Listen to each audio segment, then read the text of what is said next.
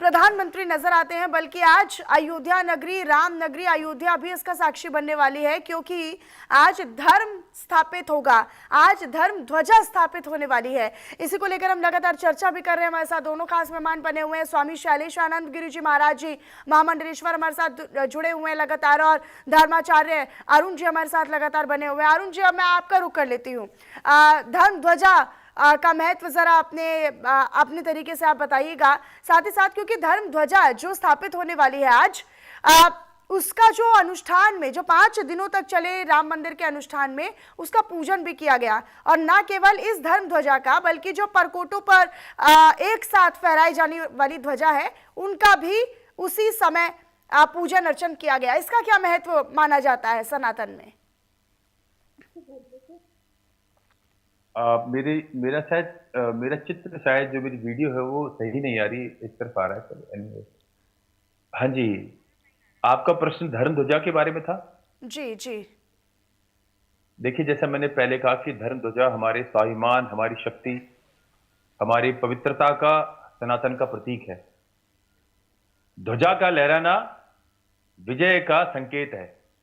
हमारे योद्धा, जब आज भी है ये प्रथा, किसी भी देश, सभी देशों में जो जो विजय को प्राप्ति करता है वहां पर अपना ध्वजा लहरा देता है। बिल्कुल। तो विजय का प्रतीक है ध्वजा। ये सनातन का उदय है। मैंने जैसा पहले कहा आपसे कि बड़ी बड़ी आसुरी शक्तियों ने अथक प्रयास किया, ईसाईकरण ने, इस्लामीकरण ने बड़ा प्रयास किया कि राम के नाम को, सनातन धर्म को, सनातन एकता को, जातियों में, दूसरे पंथों में, विचारधाराओं में किसी भी तरह से इस नाम को इस धरती से हटाया जाए। लेकिन वो राम के नाम को दबाने का प्रयास करा उन्होंने, लेकिन रामत्व को नहीं मिटा सके। वो गिरिजी महाराज को कैसे मिटाते? वो अरुण कृष्ण महाराज के मन में जो राम बसे उसको कैसे मिटाते? सबको काल्पनिक कहा गया, राम के शब्द को अपमानित किया गया, उनको एक छोटी सी झोपड़ी में रखा गया। इससे बड़ा अपमान क्या होगा? इस देश की मूल आत्मा है राम। तो आज आप उस परिदृश्य में एक बड़ी जीत मानते हैं सनातन की? ये बड़ी जीत है, विजय है। हाँ। और मैंने कल अपने एक चैनल पे कहा था, इस धरती को पुनः हम सनातन वैदिक राष्ट्र बनाएंगे, और उसमें देवी जी हमें आपकी सहभागिता भी चाहिए।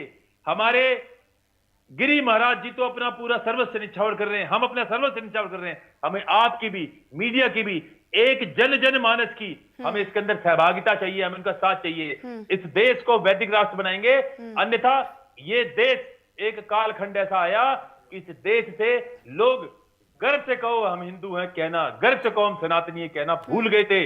उनकी आत्मा को ऐसा उनके स्वाभिमान को, उनके आत्मविश्वास को ऐसा कुचला गया। लेकिन सत्य, जैसा मैंने कहा, सत्य को दबाया नहीं जा सकता। सूर्य की तरह सत्य प्रकाशवान हो रहा है, और इस धरती पर पुनः सनातन धर्म की ध्वजा हम गाड़ के रहेंगे। लेकिन मेरा एक आग्रह अपने ही लोगों से, हाँ। आपको बता दूं देवी जी, मैं अपने बारे में थोड़ा सा परिचय दूंगा कि मैं शराब मुक्त, यानी नशा मुक्त, मांसाहार मुक्त, जातीय भेदभाव मुक्त, इन 3 विषयों पे काम करता हूं, और सैकड़ों बच्चों को शराब और मांसाहार से निकाल चुका हूं। क्योंकि मुझे लगता है कि हमें शत्रु बोध तब होगा जब हमारी आंखों से इन विकारों का पर्दा उठेगा। हालांकि इस दिशा में सरकारें भी लगातार काम कर रही हैं, नशे के खिलाफ लगातार अभियान चलाए जाते हैं। और भगवान राम के बारे में अभी क्या हुआ, एक विधर्मी ने एक फेसबुक पे वीडियो डाली, महाराज श्री, आपसे भी साझा करूंगा, और उसने लिखा कि भगवान राम तो चित्रकूट के जंगल में मांस को भून भून के खाते थे। अभी फेसबुक पे पढ़ा मैंने, तो मैंने उस पे वीडियो लिखा उसको, मैंने कहा सुनो विधर्मी, आपको बताते हैं अशोक वाटिका में जब प्रथम दृष्टया पढ़ा, भगवान हनुमान ने सीता मैया को देखा, और सीता मैया, देखिए हमारे लिए वो सीता मैया है, लेकिन वो राम की पत्नी थी। बिल्कुल ऐसे रोमांटिक हीरो की तरह दोनों रहते थे, आपस में बड़ा प्रेम करते थे। तो जब हनुमान जी ने सीता मैया को देखा, और सीता मैया ने पूछा उनसे कि मेरे राम कैसे हैं, इस राक्षस का वध करके मुझे यहां से कब ले जाएंगे, मेरे राम भोजन तो करते हैं ना, ठीक से रहते तो हैं, उनका स्वास्थ्य, जैसे पत्नी पति के बारे पूछती हैं। तो जब भोजन का प्रसंग आता है तो हनुमान जी देखिए क्या कहते हैं, सारे विधर्मियों का इस श्लोक से उनका जो प्रोपोगंडा ध्वस्त हो जाता है। हनुमान जी क्या कहते हैं राम के बारे में? न मासम राघवो भुक्ते न चैव मधु सेवते, न मासम राघवो भुक्ते न चैव मधु सेवते, वन्यम सुवितम नित्यम भक्त मस्नाति पंचमम। उन्होंने कहा कोई रघुवंशी न मांस खाता न शराब पीता। उन्होंने केवल राम के लिए नहीं कहा, समूचे रघुवंशियों के लिए कहा कोई रघुवंशी ना मांस खाता ना शराब पीता। तो हमारे प्रभु राम ऐसा कैसे कर सकते हैं? तो वो कैसा जीवन जीते थे? 5 समय में 4 समय उपवास रखते थे और एक समय कंदमूल फल फूल वनस्पति जो मिलते शास्त्र अनुसार वो उसका ग्रहण करके जीते थे। और आप ऐसे ये जो अध्याय के हिस्से बता रहे हैं, ये जो किस्से बता रहे हैं, ये बहुत महत्वपूर्ण हो जाते हैं उन लोगों के लिए भी जो सोशल मीडिया पर भ्रामकता फैलाने का काम करते हैं, प्रोपेगेंडा सेट करने का काम करते हैं। मैं लौटूंगी धर्माचार्य आचार्य जी, मैं एक बार फिर से महामंडलेश्वर जी का रुख कर लेती हूँ। स्वामी शैलेशानंद जी, ध्वजारोहण के बारे में क्या कहेंगे? ध्वजा स्थापना के लिए क्या कहेंगे? ध्वजा का महत्व किस तरीके से समझाएंगे? मैं इस पर आपका जवाब लूंगी, लेकिन उससे पहले कुछ भक्तों की प्रतिक्रियाएं भी आज के दिन को लेकर हैं, वो भी सुनवा देते हैं।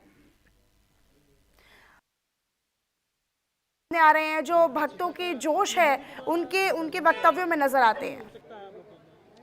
नहीं, बहुत ही उत्साह है, बहुत ज़्यादा, बहुत ही गौरवशाली क्षण है हम सभी लोगों के लिए।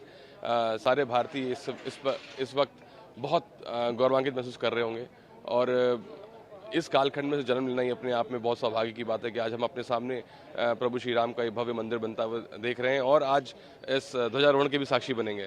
तो बहुत बहुत गौरवशाली क्षण है ये। तो आपने रामलला के ड्रेस भी तैयार किए थे, तो कितना गौरवान्वित महसूस करते हैं? ये तो एक परम सौभाग्य की तरह है कि आज आप एक प्रोफेशन में होते हैं, आप डिज़ाइनर अपने आप बोलते हैं, आपने उसकी शिक्षा दीक्षा ली होती है और आप अपने रास्ता खोज रहे होते हैं और एक दिन आपको पता लगता है कि आपको ब्रह्मांड के राजा के कपड़े तैयार करने हैं और उनको नित्य तैयार करने हैं। तो ये अपने आप में एक ऐसी फीलिंग है, एक ऐसी अनुभूति है जिसको शायद इसको वर्णन नहीं कह सकता। ध्वजारोहण के दौरान भी आपने कुछ खास कपड़े तैयार किए हैं? जी बिल्कुल, विशेष पोशाक तैयार की गई है क्योंकि जब भी कोई उत्सव का दिन रहा है तो भगवान की विशेष पोशाक हमेशा तैयार होती है। वैसे भी नहीं तैयार होती है, लेकिन खास तौर पर किसी उत्सव के समय पे और विशेष हो जाती हैं। और आज राम दरबार के साथ साथ रामलला सरकार की भी पोशाक भी बहुत विशेष है, राम दरबार की बहुत विशेष है। साथ ही साथ माँ अन्नपूर्णा, माँ दुर्गा, हनुमान जी, गणेश जी, परकोटा में जो और भी बाकी विग्रह हैं उनकी पोशाक भी तैयार की गई। जिस तरह से अयोध्या में विकास चल रहा है और चीजें बदलाव आ रही, तो इसको कैसे देखें? तो जो लोगों की उत्सुकता है वो भी नजर आ रही है और वहां पर क्या क्या तैयारियां हैं वो भी तमाम